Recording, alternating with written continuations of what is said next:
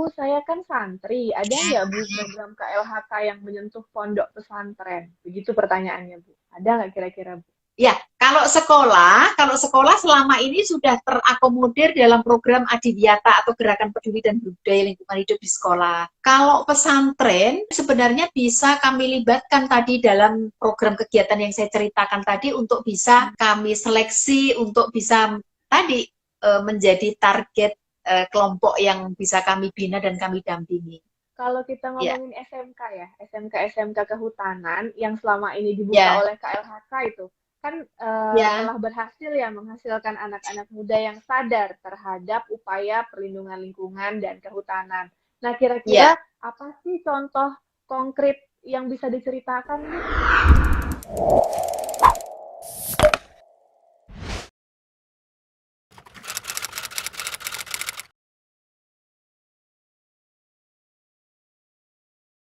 Assalamualaikum warahmatullahi wabarakatuh. Selamat pagi, salam adil dan setara. Teman-teman semua, bertemu lagi dengan program bercerita, berbagi cerita di balik berita.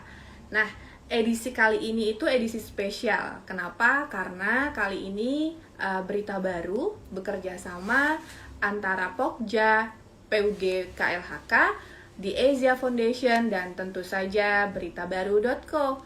Nah, sebagai bagian dari rangkaian program publikasi dan diseminasi praktik baik perempuan dan pengelolaan sumber daya alam berkelanjutan.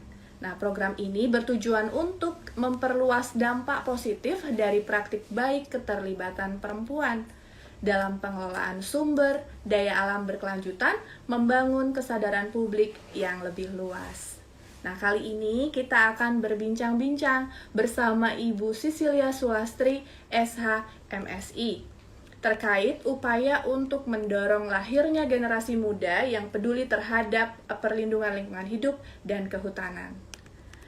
Persoalan sumber daya alam, lingkungan hidup, dan kehutanan di Indonesia ini sebenarnya sangat kompleks ya, dan juga memerlukan atensi dari semua elemen bangsa, termasuk generasi muda.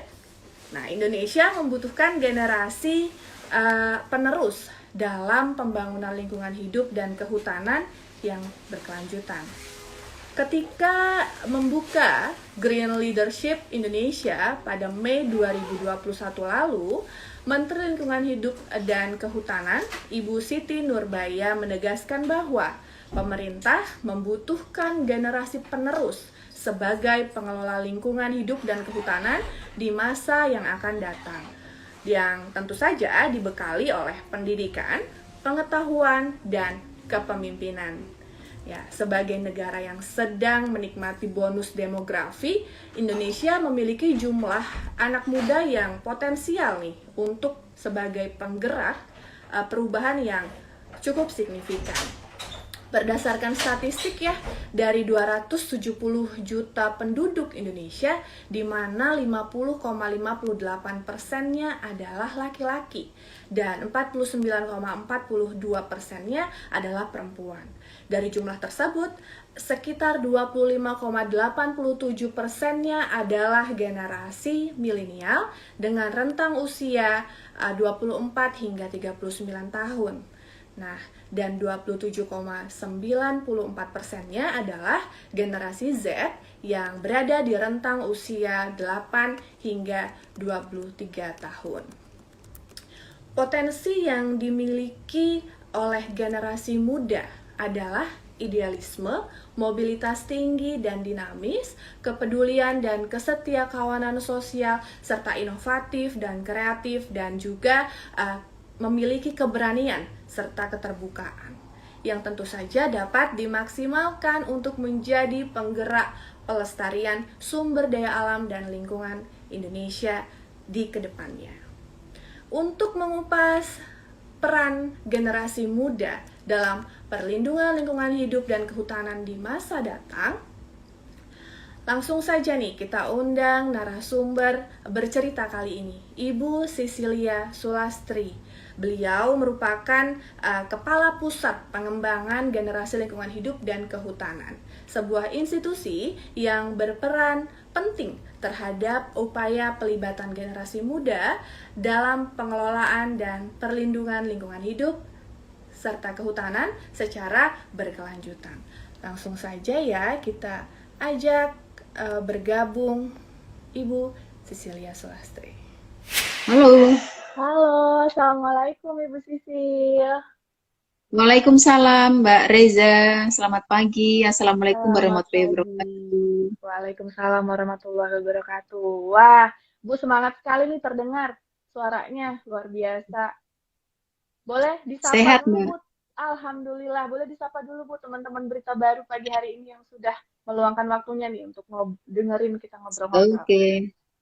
Assalamualaikum warahmatullahi wabarakatuh. Salam sejahtera untuk kita semua. Selamat pagi, sahabat-sahabat berita baru dan juga sahabat-sahabat lainnya yang mungkin sudah bergabung. Terima kasih untuk undangannya Mbak Reza untuk ngobrol-ngobrol nih. Semoga sehat semua ya teman-teman. Selamat pagi, salam sehat selalu ya. Iya, salam sehat ya Bu Sisil ya. Ya. Bu Sisil juga ini kami mengucapkan terima kasih karena sudah bersedia hadir dalam program bercerita, berbagi cerita di balik berita. Kita sama-sama kali ya. ini akan ngobrolin tentang gimana sih peran generasi muda dalam pelestarian lingkungan hidup dan kehutanan ya. Sebagai Ibu Sisil ini kan sebagai Kepala Pusat Pengembangan Generasi Lingkungan Hidup dan Kehutanan. Nah, kira-kira kami pengen tahu nih Bu, apa sih yang sudah interaksi seperti apa sih yang sudah dilakukan ke generasi-generasi muda sekarang Bu? Oke, terima kasih Mbak Reza untuk pertanyaannya. Sebenarnya unit kerja kami itu namanya menjadi Pusat Pengembangan Generasi Lingkungan Hidup dan Kehutanan setelah struktur organisasi dan tata kerja Kementerian Lingkungan Hidup yang baru berdasarkan Peraturan Menteri LHK nomor 15 tahun 2001 Mbak Reza. Yang lama unit kerja kami 5 tahun yang lalu sejak 2015 sampai 2021 kemarin sebelum terbitnya SOTK yang baru namanya Pusat Pelatihan Masyarakat dan Pengembangan Generasi Lingkungan. Seperti itu. Jadi ini struktur yang baru. Nah, tadi pertanyaan Mbak Reza, bagaimana interaksi kami dengan generasi muda selama ini, ya? Tentunya kami sering ya, karena memang tugas pokok fungsi kami adalah dulu pelatihan masyarakat, salah satunya tentunya adalah kelompok generasi muda, dan juga pengembangan generasi lingkungan. Nah, generasi lingkungan ini semua generasi dan salah satu kelompok generasinya adalah generasi muda. Apalagi yang sekarang, tapi baru mulai ya Mbak Reza dan sahabat-sahabat semua, bahwa tugas pokok fungsi kami sekarang menjadi difokuskan kepada pengembangan generasi lingkungan hidup dan kehutanan. Dan prioritas kami di tahun-tahun pertama ini adalah kepada generasi muda.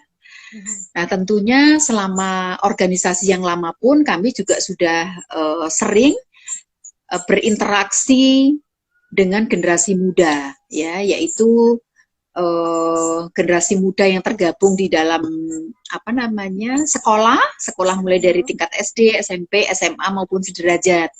Karena kami ada namanya Gerakan Peduli dan Berbudaya Lingkungan Hidup di sekolah, ya, atau program Adiwiyata. Jadi melalui program tadi atau melalui gerakan tadi kami melakukan pembinaan bagaimana cara melaksanakan gerakan peduli dan berbudaya lingkungan hidup, bagaimana menerapkan perilaku ramah lingkungan hidup di dalam proses pembelajaran di sekolah, di lingkungan sekitar maupun di rumah dan juga daerah setempat. Lalu juga kami juga ada pelatihan terhadap kader-kader lingkungan hidup, Mbak Reza dan sahabat-sahabat semua, sahabat-sahabat muda, kader-kader lingkungan. Ini kami latih, lalu nanti kami pantau dan kami dampingi untuk melaksanakan rencana aksinya. Demikian. Lalu juga kami mengadakan berbagai lomba ya, lomba aksi, inovasi, kreasi terkait dengan perlindungan dan pengelolaan lingkungan hidup untuk generasi muda. Itu lomba apa namanya, poster, lomba pesan lingkungan melalui gambar, lomba Mars Adiwiyata, dan berbagai lomba-lomba lainnya, lomba jurnalistik lingkungan, macam-macam, Mbak, melalui lomba dan juga melalui ekspos, pameran, coaching klinik, lalu juga aksi-aksi apa namanya di tempat-tempat publik untuk mengkampanyekan aksi-aksi lingkungan hidup bersama generasi muda. Mungkin itu Mbak Reza, masih banyak kegiatan lainnya. Yang jelas kami memang fokusnya kepada generasi muda, sehingga interaksi kami cukup intens ya, dan sering dengan generasi muda ini. Ya, fokusnya ke generasi muda. Tadi Bu Sisil ada nyebutin salah satu program namanya Adiwiyata. Saya jadi inget tuh zaman-zaman sekolah dulu tuh Bu. Ada program gitu. yang memang udah lama ya ternyata program tersebut ya Bu. Sudah mulai 2006, 2009 bahkan, yang mulai ini 2009 ya sampai sekarang ya. Wah, berarti saya sekarang udah tua nih Bu. Karena waktu itu zaman saya juga ada Adiwiyata. Lu Mbak Reza masih muda. Bu Sisil tadi terkait program-program yang udah Bu Sisil sebutin ya beberapa. Iya. Terus saya pengen tahu nih, teman-teman Berita Baru juga pengen tahu pastinya. Program unggulan apa sih yang sudah Bu Sisil galakan untuk menggerakkan peran dari generasi muda agar lebih peduli terhadap perlindungan lingkungan hidup serta kehutanan ya, misalnya terkait pengelolaan sampah, perlindungan hutan, itu kira-kira seperti apa sih Bu unggulannya? Kalau unggulannya sebenarnya yang tadi Mbak saya sampaikan tadi, yaitu gerakan peduli dan berbudaya lingkungan hidup di sekolah tadi, atau program Adiwiyata. Mbak Reza mungkin waktu sekolah di SMA mungkin ngalamin itu program Adiwiyata ya.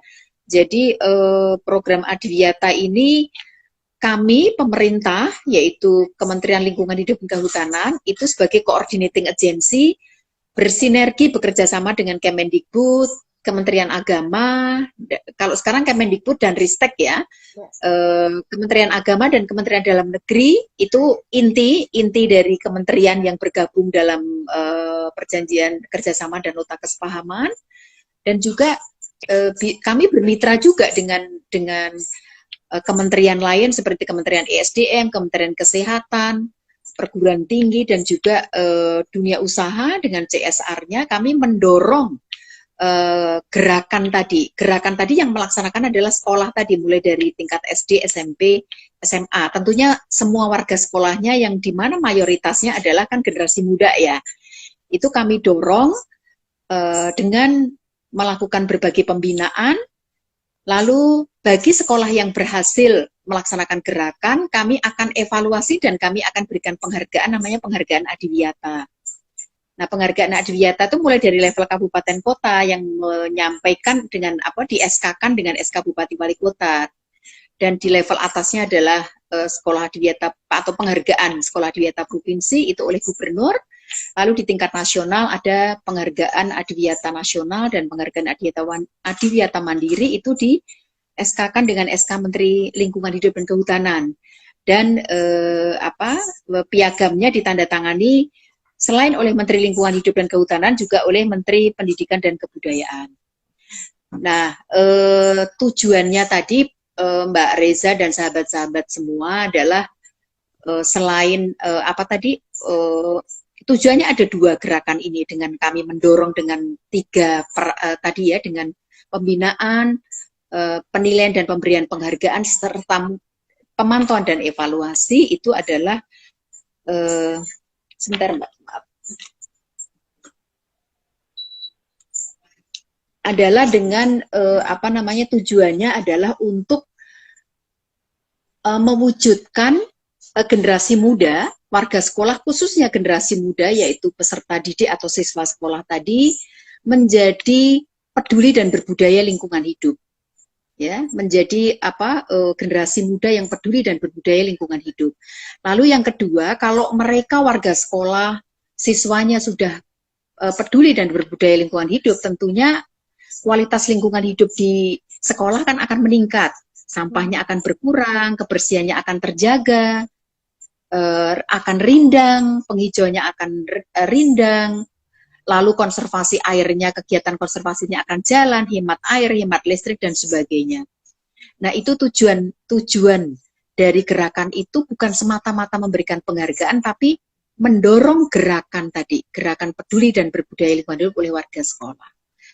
Seperti itu, Mbak. Jadi itu unggulan kami yang selama ini sudah jalan dari mulai 2009 sampai sekarang. Seperti itu, Mbak Reza dan sahabat-sahabat muda semua.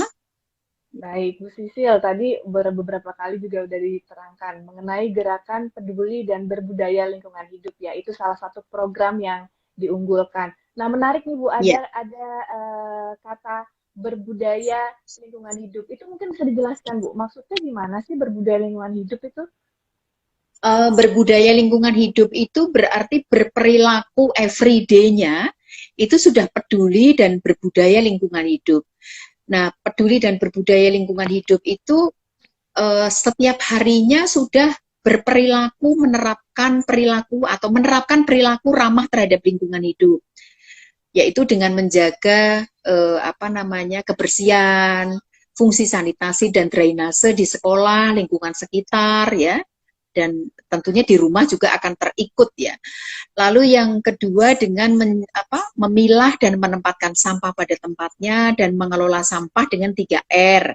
Sahabat-sahabat semua pasti sudah familiar ya dengan 3R, reduce, mengurangi supaya tidak menjadi sampah dengan perubahan perilaku, lalu reuse, menggunakan kembali barang-barang yang bisa digunakan ulang sehingga tidak menjadi sampah. Ya, atau yang bekas-bekas istilahnya plastik, botol minuman itu diguna ulang supaya tidak terbuang ke lingkungan. Lalu R yang ketiga adalah recycle atau mendaur ulang, yaitu jika terpaksa masih dihasilkan sampah itu didaur ulang. Kalau yang sampah organik dibuat pupuk kompos, kompos padat, kompos cair, maggot, pelet dan sebagainya. Sedangkan yang non organik itu bisa disetor ke pemulung, bisa bisa juga dibuat produk yang mempunyai nilai ekonomi dan bermanfaat. Itu 3R ya. Lalu berikutnya dengan menanam dan memelihara pohon dan juga tanaman, bukan hanya ditanam tapi dipelihara. Kenapa pohon ataupun tanaman? Karena ketersediaan lahannya kan nggak sama di semua sekolah. Jadi kalau pohon itu adalah tanaman keras, tapi kalau tanaman itu berbagai jenis tanaman, bisa menjalar, bisa vertikal, bisa hidroponik, dan macam-macam. Lalu juga dengan melakukan kegiatan-kegiatan dalam rangka konservasi air, Mbak Reza dan sahabat-sahabatku. Konservasi air, kegiatan konservasi air ini macam-macam kegiatannya. Bisa dengan membuat lubang biopori untuk mengolah sampah maupun meresapkan air limpasan ke dalam tanah supaya tidak terjadi genangan-genangan maupun banjir. Lalu membuat sumur resapan. Sumur resapan itu dengan kapasitas yang lebih besar dari lubang biopori. Lalu juga dengan memanen air hujan, membuat embung-embung. Lalu dengan mengguna ulang air bekas wudhu untuk penyiraman tanaman. Ya, lalu dengan menghemat penggunaan air dengan perubahan perilaku dalam berbagai kegiatan sehari-hari. Banyak sekali kegiatan-kegiatan konservasi air, Mbak Riza. Lalu berikutnya dengan melakukan kegiatan-kegiatan dalam rangka konservasi energi. Ya, yaitu dengan menghemat penggunaan listrik. Macam-macam kegiatan sehari-hari di sekolah maupun di rumah itu yang menghemat listrik. Ya. Mulai dari menggunakan komputer, lalu AC di setting suhunya di atas 24 derajat gitu ya, jangan di bawah ya. Lalu juga menggunakan lampu jika diperlukan. Banyak sekali perubahan perilaku dalam rangka konservasi energi. Dan juga yang lainnya dengan menemukan dan menggunakan sumber-sumber energi alternatif ya. Itu dalam rangka konservasi energi, kegiatan-kegiatan dalam rangka konservasi energi. Lalu berikutnya inovasi-inovasi dari pendidik dan peserta didik, siswa dalam rangka penerapan perilaku ramah lingkungan hidup lainnya. Jadi Berarti banyak itu sekali yang bisa dilakukan Mbak Reza. banyak ya Bu kegiatannya, dan itu Iya, tentunya harus dibiasakan dari sejak dini. Oleh karena itu sasarannya ya betul. generasi muda gitu ya Bu. Tadi udah Bu Sisil jelasin tuh banyak banget program. Tadi juga gerakan peduli dan berbudaya lingkungan hidup. Berbudaya di sini dimaksudkan untuk membiasakan diri. Sasarannya generasi muda agar terbiasa sejak dini. Nah tadi tuh juga Bu Sisil menjelaskan bahwa kegiatan ini adalah hasil dari sinergi dari stakeholder-stakeholder terkait, pemangku-pemangku kebijakan. Nah, tadi juga sudah disampaikan ada CSR. Kalau saya tidak salah nih Bu Sisil, kemarin habis ini ya, belum lama ke LHK habis tanda tangan kerjasama nih juga dengan salah satu stakeholder terkait untuk pembangunan berkelanjutan seperti Ya, yang dilakukan bersama Danon Aqua tuh Bu. ya dengan Pembinaan Danon ya, generasi dengan muda. PT Tirta Investama ya. Ya, itu apa tuh Bu programnya? Edukasi seperti apa? Itu ini untuk edukasi pengelolaan sampah, Mbak. Edukasi generasi muda dalam pengelolaan sampah dengan apa namanya edukasi sampahku tanggung jawabku atau disingkat Samtaku. Jadi Ya, itu edukasi juga sampahku tanggung jawabku gitu. Jadi apa namanya Danon atau PT Tirta Investama ini bekerja sama dengan UI sama Yayasan Lentera Indonesia mengembangkan modul untuk edukasi sampahku tanggung jawabku. Nah itu sekarang yang sudah jadi adalah modul untuk SD. Nah tahun ini akan dibuat untuk SMP dan SMA. Nah kami kerjasama agar modul untuk edukasi Samtaku ini bisa sosialisasikan kepada sekolah-sekolah adiwiyata, sekolah-sekolah kami, binaan kami. Jadi salah satu aspek tadi yang saya sampaikan ke Mbak Reza dan sahabat-sahabat semua, tadi kan berbudaya lingkungan itu salah satunya adalah dalam mengelola sampah ya, gitu. Nah ini kerjasama dengan Danon adalah salah satu aspek yaitu di dalam edukasi di dalam mengelola sampah, Mbak Reza. baik. Bu, ini ada pertanyaan dari teman berita baru nih Bu. Ya. Dari Mafur_Munif. Pertanyaannya, Bu, ada nggak sih salah satu bentuk peduli dan berbudaya lingkungan hidup, tapi yang bisa menghasilkan uang? Nah, itu Bu. Oh, Ada nggak? Banyak. Justru supaya menarik generasi muda, itu harus selain dari aspek lingkungan hidup, bisa mengatasi masalah lingkungan hidup, dan juga kehutanan, itu harus juga ada prospek atau potensi untuk income atau peningkatan ekonominya. Itu baru menarik gitu, dan tentunya dengan metodologi substansi-substansi yang tentunya disenangi oleh generasi muda ya gitu. Nah, contohnya kalau pengelolaan lingkungan yang juga menimbulkan atau bisa meningkatkan nilai ekonomi itu adalah ekowisata misalnya ya. Jadi potensi-potensi wisata di berbagai tempat itu bisa digali tentunya termasuk generasi muda akan tergabung dalam komunitas-komunitas di berbagai lokasi yang banyak potensi-potensi wisata alamnya ya. Nah di situ bisa bekerja sama dengan pengelola tempat wisata, bahkan mungkin bisa digali oleh masyarakat, oleh generasi muda ini untuk dijadikan tempat-tempat wisata yang ramah lingkungan ya, bahkan bisa menjadi wisata edukasi atau eko-eduwisata. Jadi wisata lingkungan yang untuk edukasi seperti itu, fungsinya untuk edukasi. Nah itu juga tentunya akan prospeknya akan besar Mbak Reza dan sahabat-sahabat ini untuk bisa menjadi sumber penghasilan. Ya, demikian juga dalam dalam pengelolaan sampah ya, Mbak, pengelolaan sampah itu apa namanya, sampah organik misalnya, itu bisa dibuat maggot, bisa dibuat pelet untuk pakan ternak, berbagai pakan ternak lele, pakan ternak ikan, ternak unggas dan sebagainya, di mana itu permintaannya banyak sekali di seluruh Indonesia. Dan itu saya kira potensi-potensi yang bisa apa namanya, bisa dimasukin ya, bisa dikelola oleh generasi muda ini gitu ya.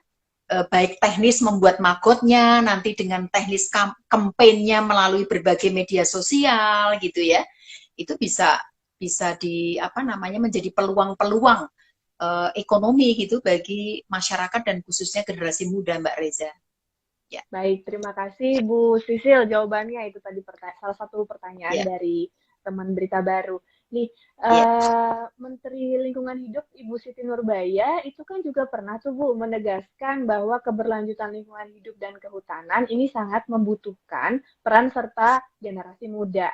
Syaratnya mereka harus dibekali pendidikan, pengetahuan, dan kepemimpinan. Nah, menurut Ibu nih gimana sih strategi merekrut generasi muda seperti yang dibilang Ibu Menteri? Nah, ini juga berkaitan dengan salah satu pertanyaan teman Berita Baru nih Bu, yang menanyakan dari Syaiful Biri, yang menanyakan, Bu ada nggak sih program beasiswa khusus bagi teman-teman yang peduli pada lingkungan hidup? Silakan Bu Sisil. Ya, ada Mbak. Jadi sesuai dengan tadi apa namanya statement Bu Menteri Lingkungan Hidup dan Kehutanan, tadi tentunya harus punya strategi ya bagaimana merekrut generasi muda yang nanti akan menjadi agen-agen perubahan ya. Sebenarnya kemarin kami bersama-sama unit kerja di KLH lainnya dengan Biro Perencanaan juga, dengan pusat apa namanya Pusdatin, dan juga dengan Pak Khalid Muhammad ya, dan unit kerja lainnya di KLH itu ada program Green Leaders Indonesia ya. Nah, Green Leader Indonesia itu kan kegiatannya adalah merekrut generasi-generasi muda pilihan, tentunya dengan kriteria-kriteria tertentu yang mempunyai jiwa leadership, mempunyai ketertarikan terhadap apa namanya aksi-aksi di bidang lingkungan hidup, lalu juga apa namanya tentunya dia mempunyai apa kemampuan untuk berkomunikasi, untuk mempengaruhi orang lain dengan menarik gitu ya. Jadi beberapa persyaratan kalau nggak salah sudah dipilih. Setelah dipilih, terpilih generasi muda dengan berbagai kriteria yang antara lain saya sebutkan tadi, lalu diberikan apa namanya peningkatan kapasitas atau apa ya apa semacam penambahan gitu ya, pemberian materi oleh tokoh-tokoh penting di Indonesia, tentunya tokoh-tokoh penting yang terkait dengan lingkungan hidup ya, di dalam perlindungan dan pengelolaan lingkungan hidup. Waktu itu ada Bu Menteri Sri Mulyani, lalu Ibu Menteri Lingkungan Hidup dan Kehutanan sendiri, Pak Anies Baswedan, dan tokoh-tokoh lainnya. Nah, setelah diberikan peningkatan kapasitas, generasi muda tadi diminta untuk membuat semacam proposal untuk rencana aksi ya, proposal rencana aksi. Nah, proposal rencana aksi ini disebarkan ke semua unit kerja dan UPT Kementerian Lingkungan Hidup Kehutanan di seluruh Indonesia untuk bisa difasilitasi. Itu yang kemarin dilakukan oleh berbagai unit kerja ya di KLH. Nah, setelah itu apa namanya generasi muda tadi yang sudah terpilih dan melakukan aksi tadi dikukuhkan ya, dikukuhkan menjadi Green Leader Indonesia, Green Leader Indonesia. Nah, Green Leader Indonesia yang sudah dikukuhkan oleh Bu Menteri tadi itu diharapkan untuk kedepannya tetap secara sustainable gitu ya, secara berkelanjutan akan tetap melakukan aksi-aksi di bidang lingkungan hidup, tentu sesuai dengan profesinya. Ada yang mahasiswa, ada yang kerja di bank, ada apa yang masih apa namanya menempuh pendidikan S3, S2 dan sebagainya. Nah, dan juga diberikan literasi lingkungan, bedah buku dan sebagainya. Itu yang sudah dijalankan kemarin. Nah, kami Mbak Reza dan sahabat-sahabat semua di tahun 2022 ini akan juga melakukan semacam seperti Green Leader Indonesia ini. Kami akan merekrut generasi muda yang tergabung dalam berbagai lembaga masyarakat maupun komunitas maupun lembaga lainnya, ya. Tentunya dengan berbagai persyaratan yang semacam yang saya tadi sampaikan, tentunya untuk menjaring generasi-generasi muda pilihan yang nanti tentu akan bisa menjadi agen perubahan, ya. Nah, kami tentu akan memilih yang tergabung di dalam lembaga masyarakat maupun komunitas. Kenapa Mbak Reza? Karena paling tidak nanti generasi muda yang terpilih nanti itu akan bisa melakukan aksinya di komunitas ataupun lembaga tersebut. Seperti itu. Nah, nanti setelah di lembaga masyarakat komunitas, nanti akan bisa menyebarkan ke unsur-unsur masyarakat yang lain, ke lembaga komunitas yang lain, seperti itu. Dan artinya punya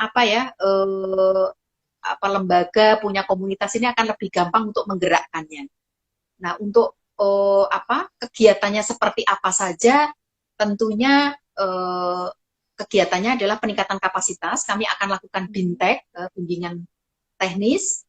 Tentunya topik bimbingan teknisnya adalah sesuai dengan potensi-potensi dan masalah lingkungan hidup di lokasi generasi muda tadi, di lembaga masyarakat komunitas tadi berada.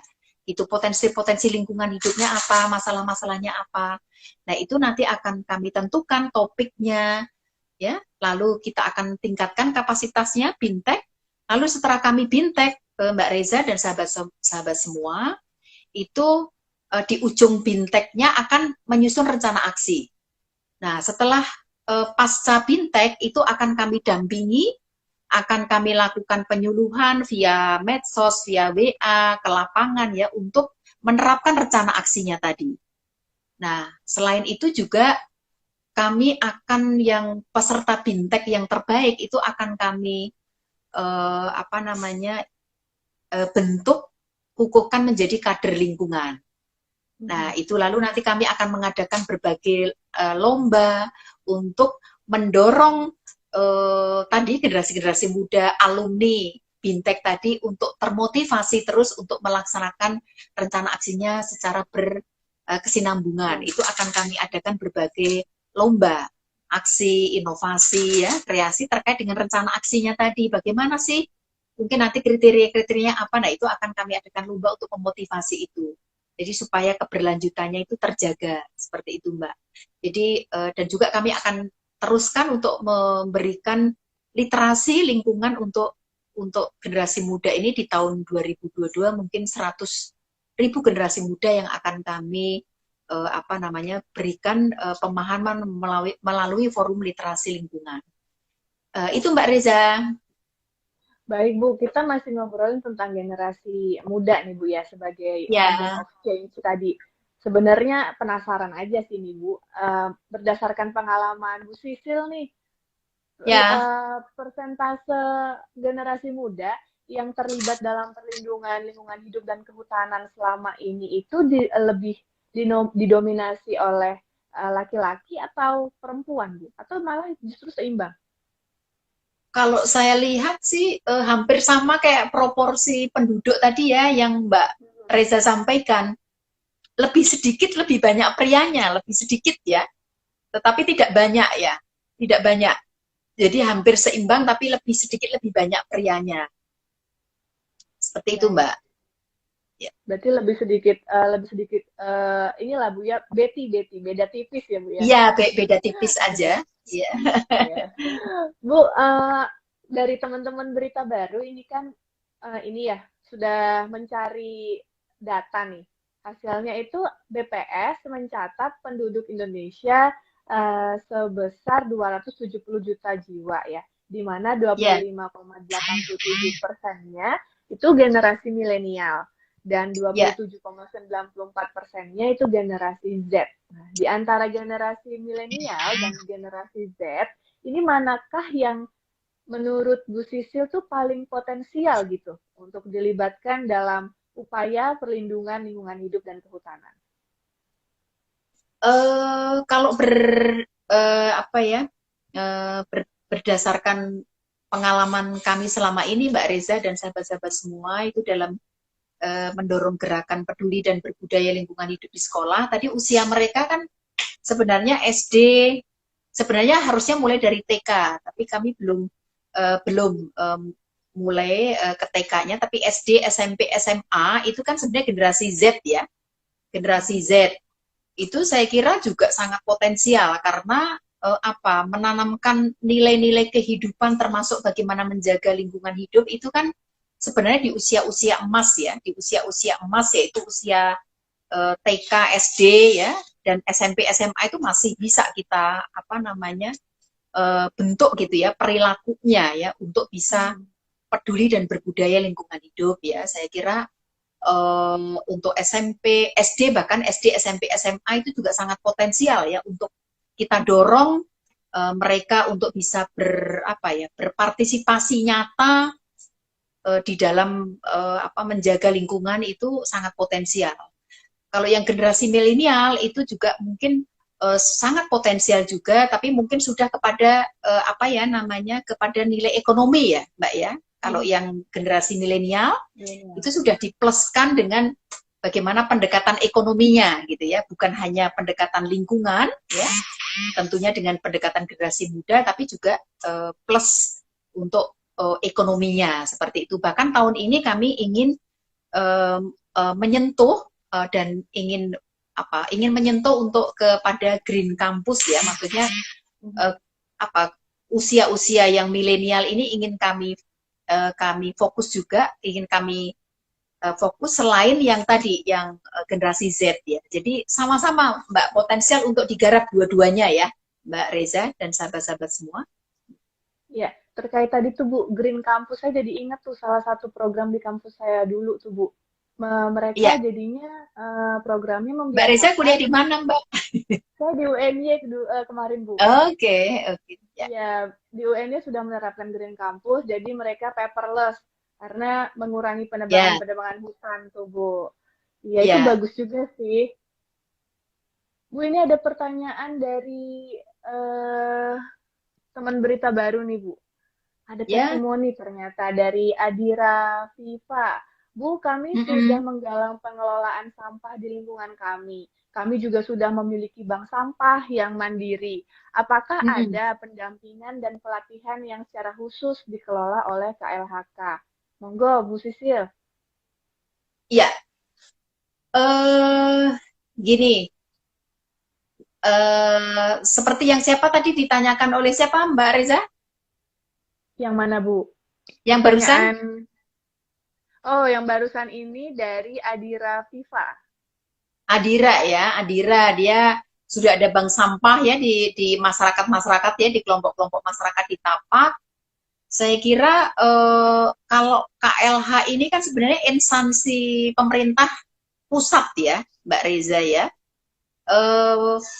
Kalau pendampingan langsung di Tapak itu sebenarnya ada di dinas-dinas lingkungan hidup kabupaten kota setempat ya, yang langsung ke Tapaknya ya, itu di dinas lingkungan hidup kabupaten kota setempat. Di KLH itu tentunya kami juga punya penyuluh lingkungan hidup. Ini adalah jabatan fungsional baru Mbak Reza, sahabat-sahabat. Itu kan kemarin perubahan struktur organisasi dan tata kerja kebijakan Presiden, pemerintah adalah menyederhanakan struktur organisasi dari struktural, pejabat struktural eselon 3 dan 4 itu dialihkan menjadi pejabat fungsional, salah satunya adalah penyuluh lingkungan hidup ya. Salah satunya adalah penyuluh lingkungan hidup, dan ada juga penyuluh kehutanan di Kementerian Lingkungan Hidup dan Kehutanan. Nah, tentunya tugas-tugas penyuluh ini adalah pendampingan ya, penyuluhan, memberikan konsultasi, supervisi dan sebagainya. Salah satunya di dalam, kalau penyuluh lingkungan hidup dalam salah satunya dalam pengelolaan sampah, tentunya targetnya salah satunya adalah bank-bank sampah. Ya, pendampingan itu ada kami ya. Artinya pendampingan ini tidak mesti harus dalam bentuk anggaran, tapi juga bisa dalam bentuk konsultasi. Ya. Tentunya kalau anggaran akan disesuaikan ya dengan ketersediaan anggaran di kami gitu ya. Dan sekali lagi bahwa pendampingan ini bukan hanya di kami, tetapi juga di Dinas Lingkungan Hidup Provinsi dan juga Dinas Lingkungan Hidup Kabupaten Kota juga punya penyuluh-penyuluh juga. Nah ini yang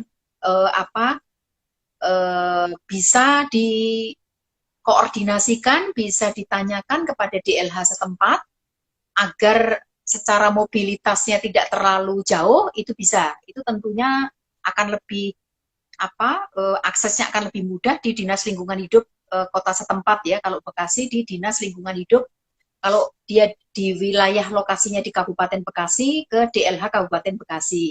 Kalau dia di Kota Bekasi ke DLH Kota Bekasi, seperti itu. Pasti ada untuk pendampingan bank-bank sampah, saya yakin. Karena apa? Karena pengelolaan sampah ini menjadi program prioritas nasional untuk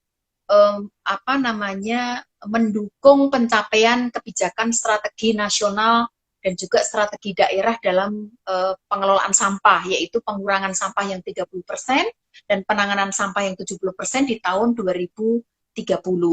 Itu targetnya kan seperti itu ya, kebijakan pemerintah.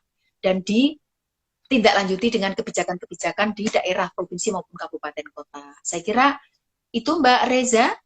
Ya. Baik, jadi supaya banyak pilihan ya Mbak Reza, untuk teman tadi yang menanyakan, untuk sahabat tadi yang menanyakan, bisa ke DLH, kabupaten kota gitu yang terdekat ya Mbak Reza ya. Iya, bahkan maaf Mbak Reza, bahkan perusahaan pun punya CSR untuk mendampingi kelompok-kelompok masyarakat di dalam mengelola lingkungan, dalam menjaga lingkungan. Itu pun bisa dibuat proposal kepada perusahaan-perusahaan seperti tadi Danone tadi, Astra, banyak sekali perusahaan-perusahaan yang bahkan itu kan diwajibkan oleh Pak Menteri Erick Thohir ya, 3 pilar yang harus dilaksanakan oleh dunia usaha adalah pilar pendidikan, pilar lingkungan, lalu yang satu lagi sosial ya kalau nggak salah ya, itu. Jadi saya kira semua perusahaan harus care terhadap lingkungan. Itu peluang-peluang untuk masyarakat bisa bermitra ya dengan pihak-pihak tadi. Gitu. Ya, terima kasih Mbak Sisi jawabannya. Ya. Baik, tadi kita udah ngobrolin tuh Bu beberapa program yang sudah dibuat dan dilakukan ya oleh KLHK. Nah, ada juga tadi program Selalu Saya Green Campus. Nah, saya mau bertanya nih Bu, seberapa banyak sih sekolah, madrasah ataupun kampus ya, ataupun juga komunitas tadi yang sudah Bu Sisi jelaskan, ini yang telah didekati oleh KLHK.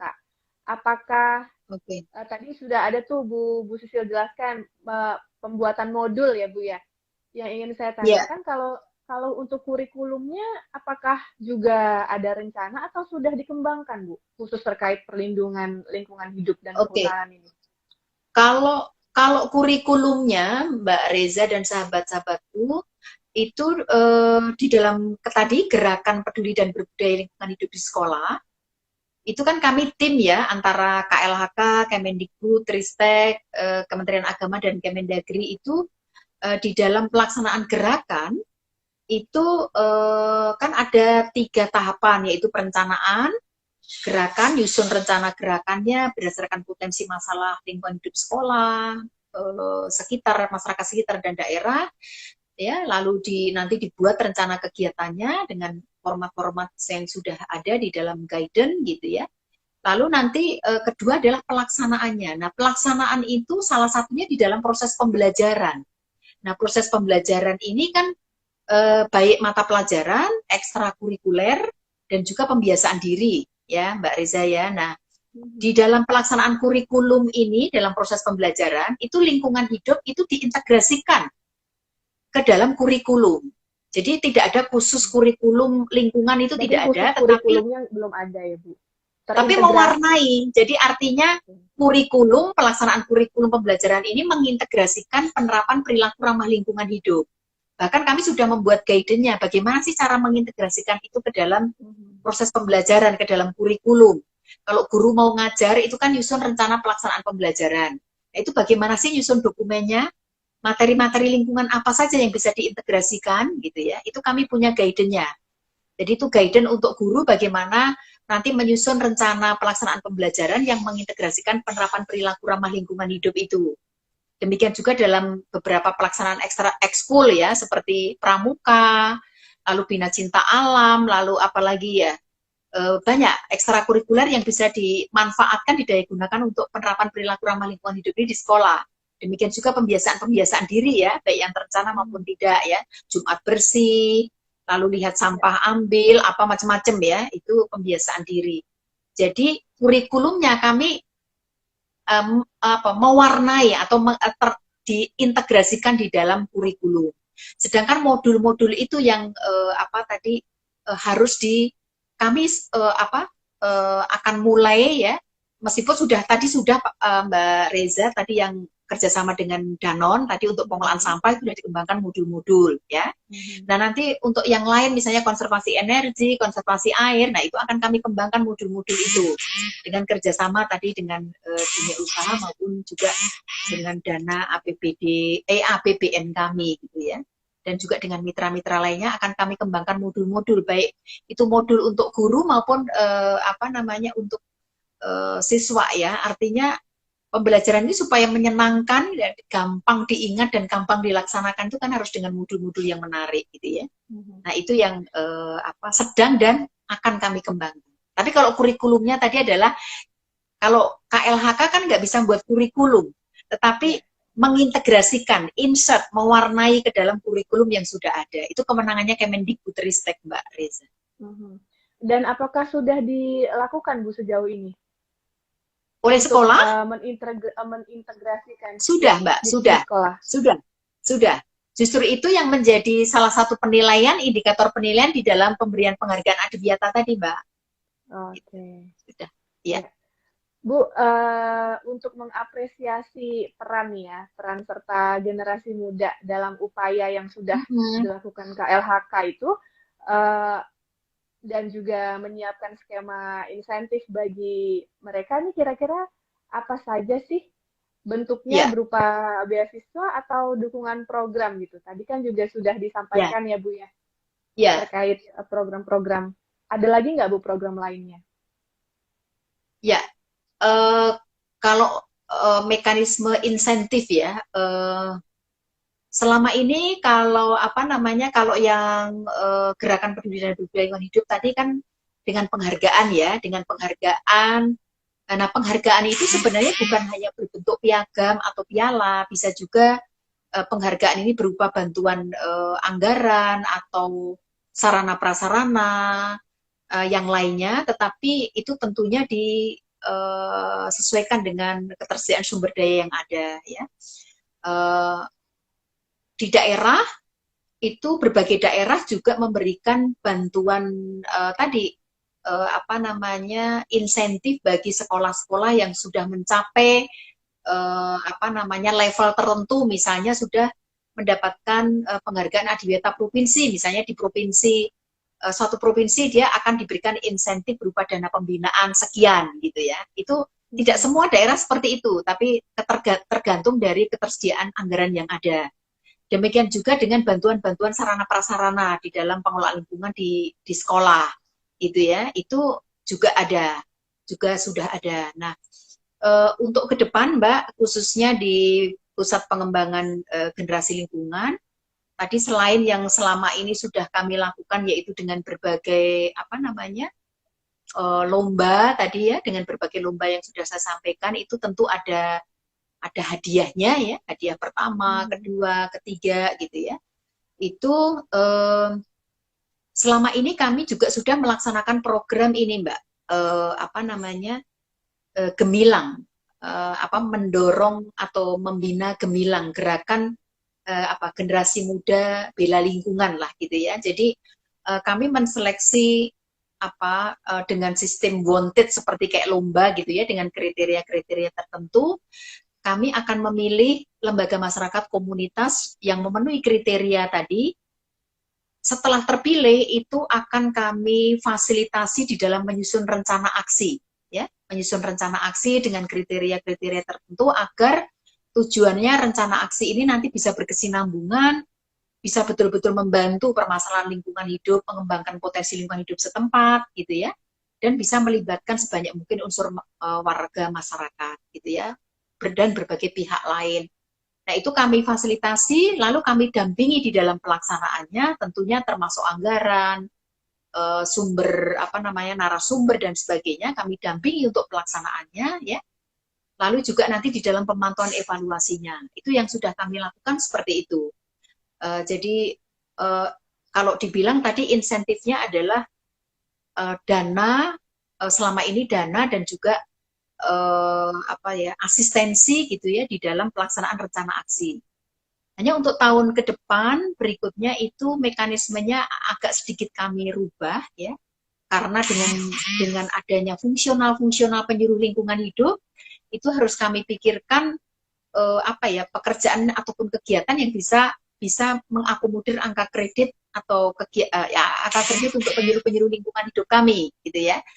Jadi mekanisme tadi tetap jadi akan kami lakukan tadi yang saya sampaikan, generasi-generasi muda yang tergabung dalam lembaga masyarakat tadi akan kami pilih dengan kriteria tertentu. Nah, setelah itu akan kami lakukan peningkatan kapasitas tadi, lalu nanti dengan penyuluhan, pendampingan gitu ya, dengan berbagai lomba seperti itu. Jadi itu mekanismenya fasilitasi dalam penyusunan dalam pelaksanaan aksi, pendampingan, penyuluhan, lalu memotivasi dengan berbagai lomba dan hadiah. Itu lalu juga kami akan memberikan mengembangkan dulu Mbak, mungkin akan kami kembangkan bagaimana kami bisa memberikan apresiasi atau penghargaan kepada lembaga-lembaga masyarakat, komunitas yang sudah melakukan gerakan-gerakan di bidang lingkungan hidup seperti Toyota Eco Youth, lalu Astra itu ada namanya Kampung Berseri Astra, lalu Santori Garuda dengan program Mizuikunya. Banyak sekali kelompok-kelompok masyarakat, perusahaan yang sudah melakukan gerakan-gerakan pembinaan generasi muda. Nah, itu akan kami berikan penghargaan. Ya, penghargaan, lalu kami akan libatkan dalam berbagai kegiatan kami untuk menjadi narasumber, lalu akan kami libatkan dalam coaching-coaching klinik kami, lalu dalam expose, dan kami akan fasilitasi media komunikasi di antara mereka, gitu ya. Saya kira mungkin itu ya Mbak, karena kan kalau anggaran tentu terbatas lah ya, apalagi kami pusat pengembangan generasi lingkungan ini kan di bawah BP2SDM suatu eselon 1 pendukung Mbak Reza. Jadi kalau anggaran memang terbatas, tetapi tadi dengan cara-cara mekanisme itu kami harapkan bisa dengan kerjasama dengan perusahaan juga ya tentunya, kami akan rangkul berbagai mitra untuk bisa mendorong generasi muda yang tergabung baik perorangan maupun tergabung dalam lembaga masyarakat dan komunitas untuk bisa bergerak secara kontinu, melakukan aksi-aksinya. Itu gitu Mbak Reza mungkin. Baik Bu Sisil. Bu Sisil, ini ada pertanyaan dari teman-teman Berita Baru juga nih, dari Mahfur Munif. Pertanyaannya, Bu, saya kan santri, ada nggak Bu program KLHK yang menyentuh pondok pesantren? Begitu pertanyaannya Bu. Ada nggak kira-kira Bu? Pondok pesantrennya asrama atau sekolah ya? Nah itu dia.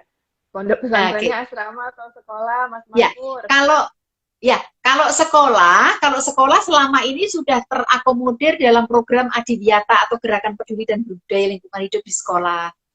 Kalau pesantren sebenarnya bisa kami libatkan tadi dalam program kegiatan yang saya ceritakan tadi untuk bisa kami seleksi untuk bisa tadi menjadi target kelompok yang bisa kami bina dan kami dampingi. Seperti itu. Ya. Jadi kalau itu asrama ya kan, asrama sama sekolah beda ya. Kalau pesantren kan ada yang sekolah boarding gitu ya, tapi ada juga yang asrama, Mbak. Gitu. Baik Bu. Seperti masih itu terkait mungkin, di sekolah-sekolahan nih Bu. Kalau kita ngomongin SMK ya, SMK kehutanan yang selama ini dibuka oleh KLHK itu, kan Ya, telah berhasil ya menghasilkan anak-anak muda yang sadar terhadap upaya perlindungan lingkungan dan kehutanan. Nah, kira-kira ya, apa sih contoh konkret yang bisa diceritakan, Bu? ya. Kami kan ada 5 SMK ya. Sorry, 7 SMK kehutanan yang kami miliki. Nah, itu sudah beberapa yang sudah ikut melaksanakan gerakan ini dan sudah beberapa sekolah SMK 3 atau 4 yang sudah mendapatkan penghargaan Adiwiyata bahkan level nasional gitu ya.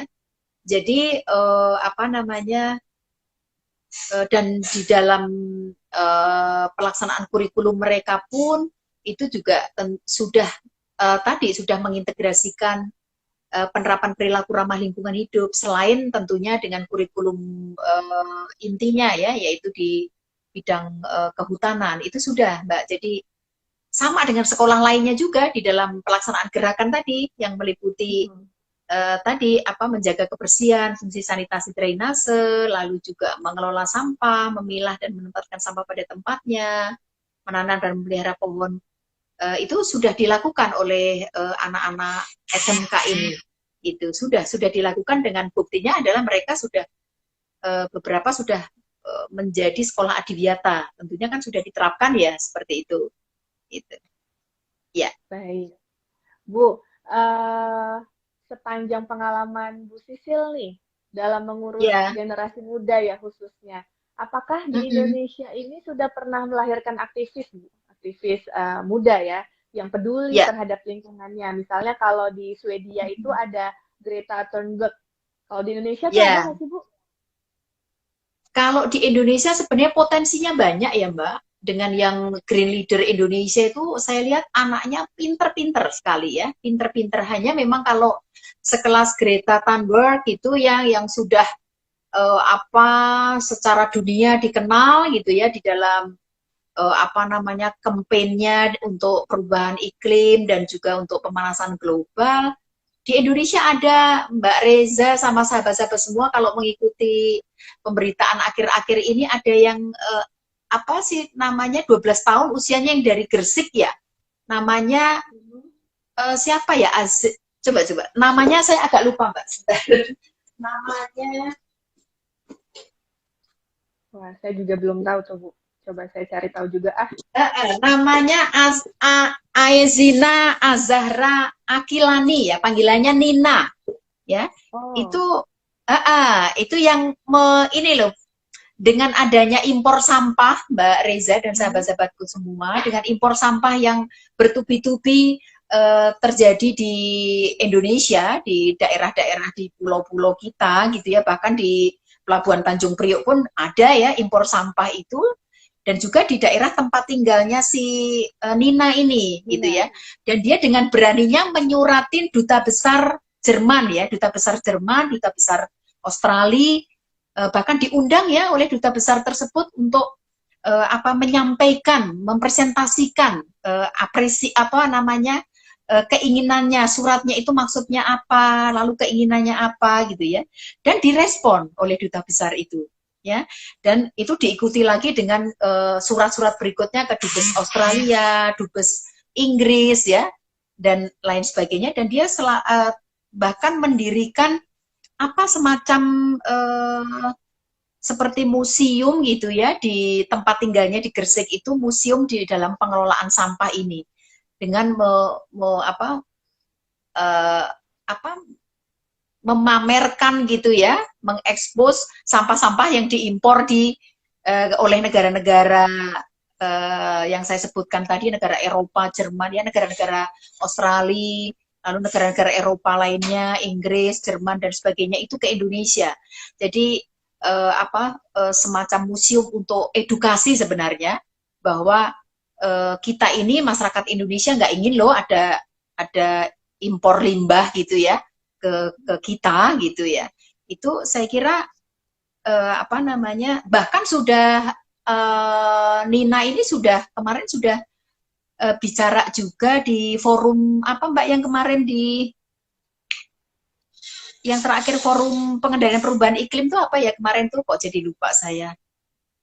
Apa ya, Bu? Yang terakhir, jadi lupa. Yang lupa kemarin ya, itu sudah di forum internasional itu si Nina ini bicara gitu ya, dan dengan bapak ibunya yang saya kenal, ibunya itu adalah dulu di S2 lingkungan, itu Bu Darurini dan Pak Prigi Arisandi, itu memang dia tokoh-tokoh, dia aktivis lingkungan, jadi anaknya ini juga kelihatannya menurun dari bapak ibunya, dan ini keberaniannya luar biasa, baru 12 tahun. Saya kira ini sudah bisa saya katakan dia ya seperti tadi seperti si Greta tadi siapa ya, Bu. Greta Thunberg ya, gitu Mbak Reza. Jadi teman-teman muda di Berita Baru ini juga punya kesempatan nih, Bu, untuk jadi Nina-Nina berikutnya ya, Bu, yang peduli Wah, terhadap harus lingkungan. itu, haruslah Iya, ya. harus. Bu Sisil, selama Ya, bertugas untuk merekrut dan mengurus generasi muda peduli lingkungan dan kehutanan ini, kira-kira tantangan terbesarnya itu apa sih, Bu, yang masih dihadapi oleh Bu Sisil? iya, tantangan terbesarnya ya Mbak. Tantangan terbesarnya apa ya? Untuk menjaga sustainability dari aksi mereka, ya, dari aksi generasi muda ini, itu menjadi PR ya, karena apa namanya, berdasarkan pengalaman kami selama ini, khususnya di dalam mendorong gerakan peduli dan berbudaya lingkungan hidup di sekolah, ya, ini sangat sulit untuk apa ya namanya, merubah mindset gitu ya, merubah mindset dari warga sekolah, khususnya adalah kepala sekolah aja. Maksudnya kan kami ini sasarannya generasi muda, tapi sebenarnya melalui pimpinan-pimpinan pengambil keputusan di sekolah-sekolah ini. Itu merubah mindset dari bahwa gerakan peduli dan berbudaya lingkungan hidup di sekolah ini bukan lomba untuk mendapatkan penghargaan loh, gitu. Tetapi ini adalah mendorong supaya gerakan ini selalu kontinu untuk dilakukan, gerakan peduli dan berbudaya lingkungan hidup, gitu ya. Itu pun bukan pekerjaan yang mudah, tapi sulit ya, sulit sekali untuk merubah mindset. Jadi kita harus selalu berpikir, berinovasi, bagaimana metodenya, strateginya supaya warga sekolah, tentunya si pengambil keputusan, tentunya juga nanti kelompok-kelompok generasi muda yang lain itu bisa tertarik untuk melakukan aksi-aksi ini secara berkesinambungan. Itu menjadi PR kami untuk selalu berpikir caranya, cara yang paling tepat apa ya, gitu ya. Lalu dipancing dengan apa ya, dengan motivasi apa ya. Nah, itu sebenarnya tantangan terbesar kami, Mbak Riza dan sahabat-sahabat semua. Gitu. Tapi nggak apa-apa, tantangan itu kan kalau hidup tanpa tantangan kan ya Mbak Reza ya. Tidak menarik gitu ya, tidak ada tantangan. Benar, gitu. Benar. Bu Sisil, kira-kira pemerintah perlu nggak melakukan perubahan dan penyesuaian kebijakan nih yang lebih ramah nih pada generasi muda? Saya kira mungkin perlu ya, artinya pemerintah itu ya kami tentunya kan ada juga pimpinan yang lebih tinggi gitu ya, demikian juga di provinsi dan kabupaten kota, ini betul-betul arah kebijakannya memang untuk mengoptimalkan gitu ya, mengoptimalkan peran dari generasi muda ini gitu ya. Mengoptimalkan peran generasi muda ini bagaimana ya, tadi dengan menggali potensi mereka untuk dimanfaatkan, karena ini sangat potensial untuk menjadi agen-agen. Kalau hanya dengan aparatur yang kita miliki tentu tidak akan sampai tujuan itu gitu ya. Jadi betul-betul harus dirangkul, program-program kebijakan tadi harus merangkul generasi muda untuk diberdayakan betul, untuk menjadi agen-agen perubahan, betul-betul dia nanti menjadi agen-agen yang berkembang dari waktu ke waktu gitu ya, menjadi lebih banyak lagi squad-squad agen-agen perubahan tadi. Tentunya kan tidak gratis gitu ya, di dalam mendorong itu tidak menafikan kita pasti perlu sumber daya, perlu anggaran yang mendukung ke arah situ dengan berbagai kebijakan-kebijakan, program-program, kegiatan yang terus menerus secara kontinu mendorong, mendampingi mereka sampai betul-betul mereka mandiri. Seperti itu, Mbak Baik. Reza. Terima kasih Bu Sisil atas diskusinya hari ini, udah bersedia ngobrol-ngobrol bersama saya. Sama-sama Mbak dan Reza. Berita Baru, Bu Sisil. Bu, ini kan sudah di sesi akhir ya. Monggo Bu Sisil, silakan mungkin ada yang mau disampaikan pesan-pesan kepada generasi muda nih yang sekarang lagi ngeliatin kita, dengerin kita di IGTV. Oke, Mbak Reza, terima kasih sahabat-sahabat muda semua yang di seluruh Indonesia. Ayo kita berperan nyata ya, kita bergerak mulai dari diri sendiri aja yang terkecil, mulai hari ini jangan tunda-tunda lagi gitu ya untuk melakukan aksi-aksi nyata di dalam melindungi, menjaga lingkungan kita ini. Karena lingkungan hidup kita ini adalah sumber kehidupan kita yang harus kita jaga, jangan sampai rusak, jangan sampai tercemar. Airnya jangan sampai tercemar, udaranya jangan sampai tercemar, hutannya jangan sampai rusak, ya itu harus kita jaga.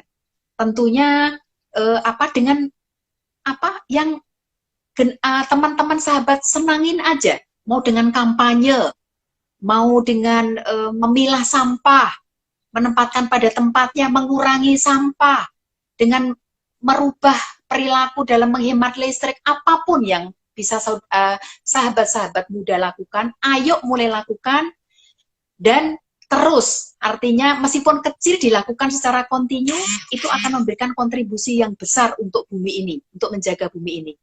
Saya kira kalau generasi muda seluruh Indonesia mau bergandengan tangan, untuk sepakat kita harus berbuat nyata untuk menjaga bumi ini, saya kira akan mudah ya Mbak Reza, sahabatku, untuk lingkungan ini kita jaga, dan tentunya untuk sahabat-sahabatku generasi muda nantinya, kan untuk generasi-generasi penerus juga nanti kan. Kalau kami-kami yang sudah tua kan nanti akan hilang, generasi ini akan digantikan oleh sahabat-sahabat muda. Nah, harus dijaga. Nanti sahabat-sahabat muda punya anak yang akan meneruskan lagi. Jadi lingkungan ini harus kita jaga. Jadi ayo berbuat, ayo bekerja untuk yang kecil secara berkesinambungan, nanti makin berkembang, makin berkembang. Saya kira itu jangan menyerah gitu ya. Manfaatkan waktu di masa muda ini untuk hal-hal yang positif, ya. Untuk hal-hal yang positif, bermanfaat untuk orang banyak. Syukur-syukur bisa menambah cuan gitu ya, bisa menambah uang untuk kita kan gitu.